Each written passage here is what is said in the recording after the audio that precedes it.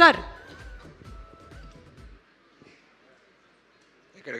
ఎక్కడికమ్మా పక్కన సార్ ఎప్పుడు స్టేజ్ మీద ఒక్క మాట కూడా తప్పు మాట్లాడవు. నీ వేళ ఎందుకు తప్పు మాట్లాడావు? ఏంటి సార్ అది? నీ వేళ తప్పు మాట్లాడావు. ఏం మాట్లాడావు తెలుస్తుందా? ఏంటి సార్ అది? ఇక్కడ సినిమా టైటిల్ పేరేంటి? బ్యాండ్ మేళం. అందరూ చప్పట్లు కొట్టమంటావంటే బ్యాండ్ మేళం కొట్టమని అడగాలి కదా సార్. బ్యాండ్ మేళం కొట్టండి.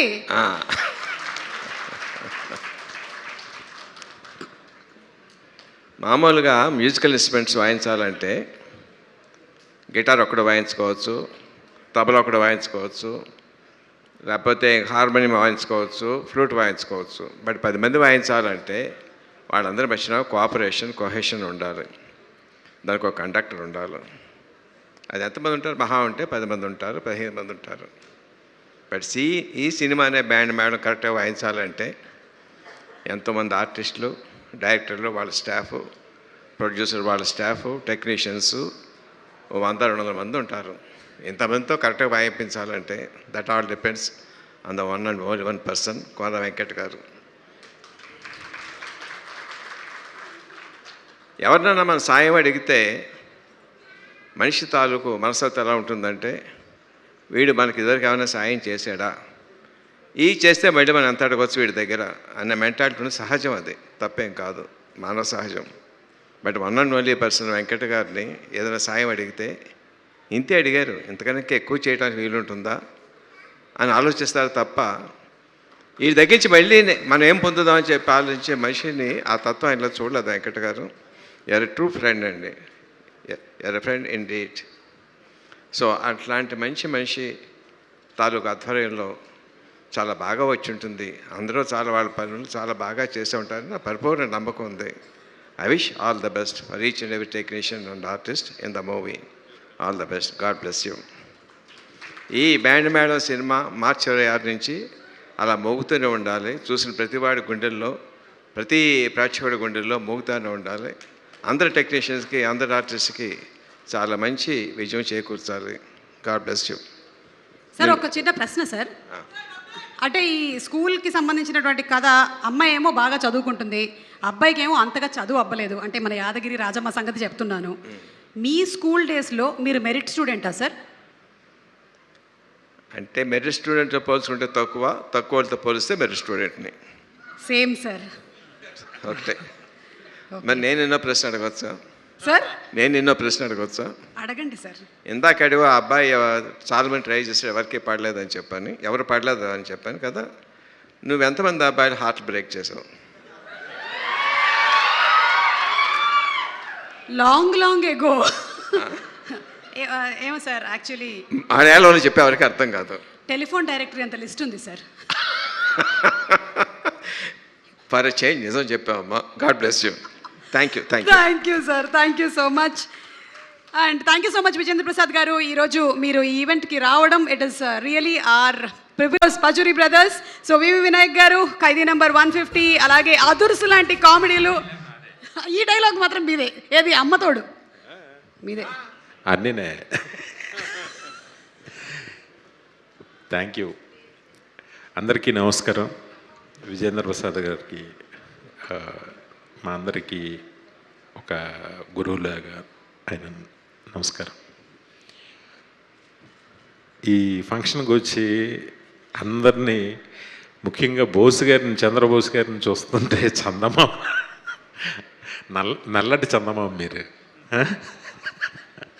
అలాగే బండ్ల గణేష్, గని, మా బాబీ, అందరిని చూస్తుంటే చాలా హ్యాపీగా ఉంది. వేణి గారు, సినిమా ట్రైలర్ చూశాను నేను, కోన వెంకట్ చూపించాడు. భలే ఎనర్జీగా చేసావు సాంగ్, భలే ఎనర్జీగా చేసావు. వాడు ఎవడకో ఫ్రెండ్కి తాళి కడతావు చూడు, ఆ షార్ట్ అయితే నాకు ఎంత కొత్తగా అనిపించిందంటే చాలా బాగా చేసావు. ఇందాక మా గని కూడా అంటున్నాడు, బండ్ల గణేష్, గని అంటాను నేను తన్ని, ఈ కుర్రోడు ఎరకొడేస్తాడన్నా అన్నాడు. చాలా చాలా పైకి రావాలని మనస్ఫూర్తిగా కోరుకుంటూ, అలాగే శ్రీదేవి ఈ సినిమా డైరెక్టర్కి పెద్ద బ్రేక్ అవ్వాలని నేను మనస్ఫూర్తిగా ఈ సినిమా మనస్ఫూర్తిగా కోరుకుంటున్నా. నాకు కోన వెంకట్ ప్రాణ స్నేహితుడు. ఇందాక విజేంద్ర ప్రసాద్ గారు చెప్పారు, ఏదైనా హెల్ప్ కావాలంటే ఏమీ ఆశించకుండా చేసే ఫ్రెండ్ అని ఆయన చెప్పారు. నిజంగా కోన వెంకట్ ట్రావెల్ చాలా విచిత్రంగా ఉంటుంది. ఫస్ట్ అంటే తను ఎవరితో జర్నీ చేసినా సార్, తెలుగులో ఫస్ట్ సినిమా ఫుల్ ప్లెజ్డ్గా రాసింది ఫస్ట్ నా సినిమా. సాంబ సినిమాకి డైలాగ్స్ రాశాడు ఫస్ట్ టైం. ఒక గవర్నమెంట్ ఎంప్లాయీగా స్టార్ట్ అయ్యాడు. గవర్నమెంట్ ఎంప్లాయీ, ఇదేంటి నీ గవర్నమెంట్ ఎంప్లాయీ నువ్వు సంబంధం ఏంటి అనిపిస్తుంది మనకి. ఆ తర్వాత ఐఏఎస్ఎల్ చేసే పనులు, అంటే ఒక మినిస్టర్కి పిఏగా వెళ్ళాడు. దానికి దీనికి సంబంధం ఏంటో అర్థం కాదు. దాని తర్వాత మళ్ళీ అంటాడు మా తాతగారు గవర్నర్ అంటాడు. ఏంటి మీ తాతగారు గవర్నరా? అవును, కోన ప్రభాకర్ గారు మనవాడు నేను అంటాడు. అది అయిపోయిన తర్వాత సరే రైటర్కి ఎలాగొచ్చావు అని అంటే బాంబేలో రాము నేను బాగా ఫ్రెండ్స్ అంటాడు. రామ్ గోపాలవరం గారు తిను మంచి ఫ్రెండ్స్. రైటర్ ఎలాగయ్యో అంటే రాము గారు ఏదో పాట రాయమన్నాడంట ఆయన. అంటే నేను పాట రాయడం ఏంటంటే నాకేం వచ్చు అన్నాడంట. నీ హిందీ వచ్చా అన్నా. వచ్చు. తెలుగు వచ్చా? వచ్చు. అదే రాయి, హిందీ పాటను తెలుగులో రాయి అన్నాడంట ఆయన చాలా సింపుల్గా. అన్న తర్వాత సరే సాంగ్ రాసి ఇచ్చాడట. డైలాగ్స్ కూడా నువ్వే రాసి డబ్ చేసే సినిమా అన్నాడు. సత్య సినిమా అది. అలాగా రైటర్ అయ్యాడు. ఇక్కడికి వచ్చాడు. పూరి జగన్నాథ్ గారి ఆఫీస్లో ఉంటూ శివమండి రాశాడు. అక్కడి నుంచి నా దగ్గర అంటే మనుషుల్ని ఎలా అట్రాక్ట్, తనకి తెలియకుండా తనతో కూర్చుంటే టైం తెలియదు, ఏమీ తెలియదు, అలా టైం వెళ్ళిపోతూ ఉంటుంది. He was a fantastic human being నిజంగా. ఒక చెప్పలేమన్నమాట. ఒక క్రైసిస్ ఉంటే ఆ టైంకి ఒక ఫోన్ చేస్తే వాళ్ళు ఎవరు ఏంటి టైం ఏంటి ఏమి చూడ్డు, ఆ టైంకి వచ్చి టక్కన వాళ్తాడు, అది ఫుల్ఫిల్ చేస్తాడు. మళ్ళీ అక్కడి నుంచి ఇప్పుడు రైటర్ నుంచి ప్రొడ్యూసరు. నాకు ఆది లాంటి ఒక మంచి స్క్రిప్ట్ ఇచ్చిన నాకు అదుర్స్ లాంటి మంచి స్క్రిప్ట్ ఇచ్చిన కోన ఎప్పుడు చాలా బాగుండాలి. నిజంగానే కోన మంచితనానికి, కోనకి చాలా అద్భుతమైన అల్లుళ్ళు వచ్చారు. ఇద్దరు అమ్మాయిలకి చాలా మంచి ఘనంగా పెళ్లి చేశాడు, మంచి అల్లుళ్ళు వచ్చారు. ఇంకన్నీ బెస్ట్, అన్నిట్లోనూ బెస్ట్. చాలామందికి తెలియదు సార్, ఈయన ఆత్రేయ గారికి ఫ్రెండ్ సార్. ఈయన ఎలాగవుతుంది అది అర్థం కాదు.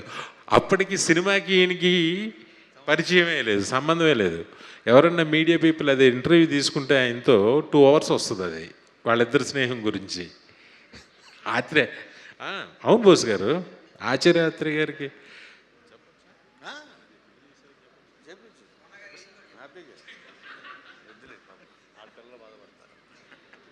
అసలు వీళ్ళిద్దరి స్నేహం అంటే నేను చెప్పకూడదు కానీ